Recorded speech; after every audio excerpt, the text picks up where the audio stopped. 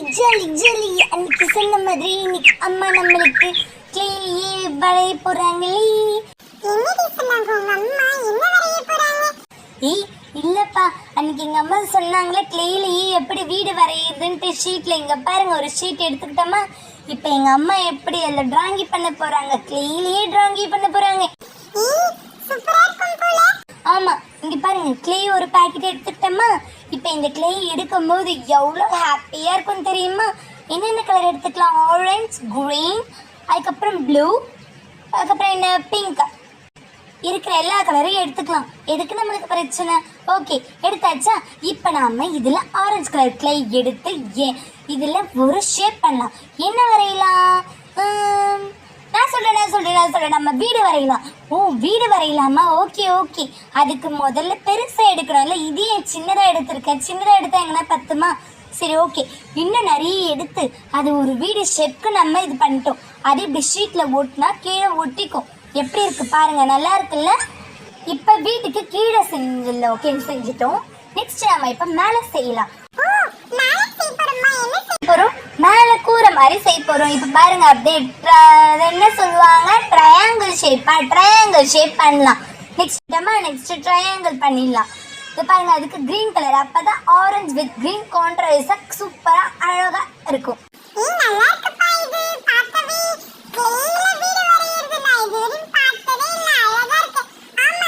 எங்க அம்மா எனக்காக சொல்லி கொடுத்தாங்க எப்படி சூப்பரா நான் அழகா பண்றதா.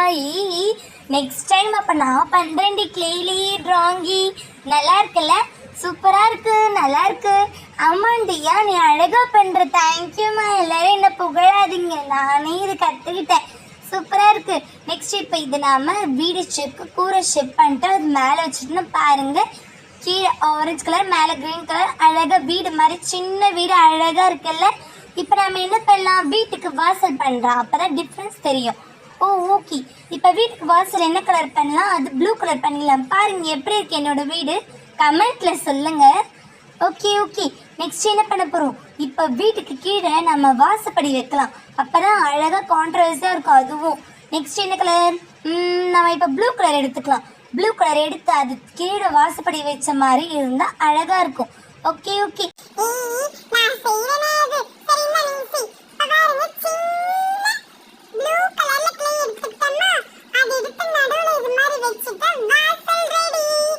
வீடு மேல கூரை, நடுவுல வாசல்.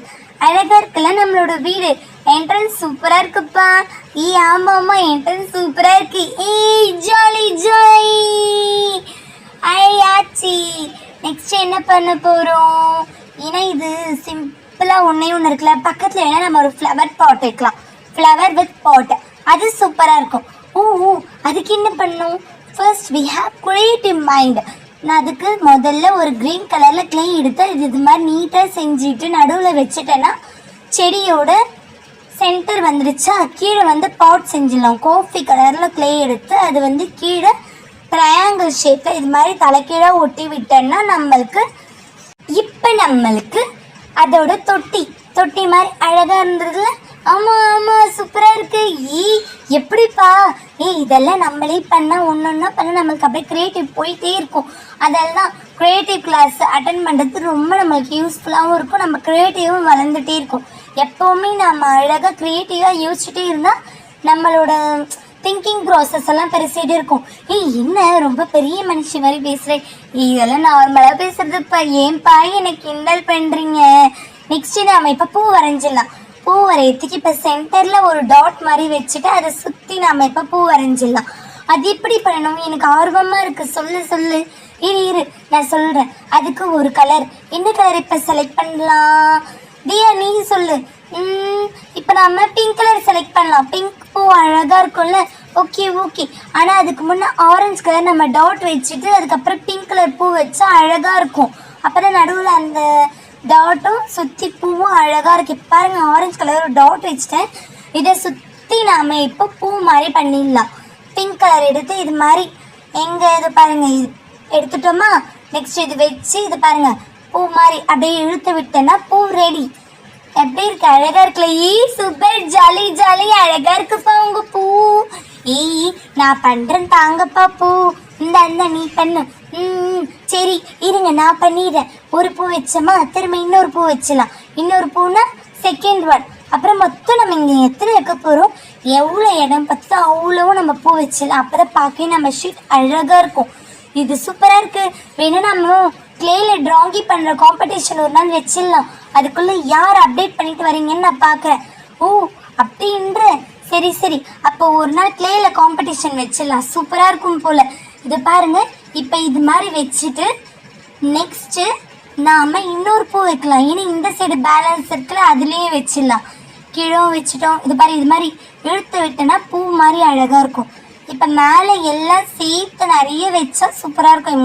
சிம்பிளாக இருக்குல்ல, இப்போ நம்ம மேலேயே வச்சிடலாம். அப்போ தான் சூப்பராக இருக்கும். நம்ம பூ அழகாக இருக்குது. வீடு பூ ஜாலிப்பா.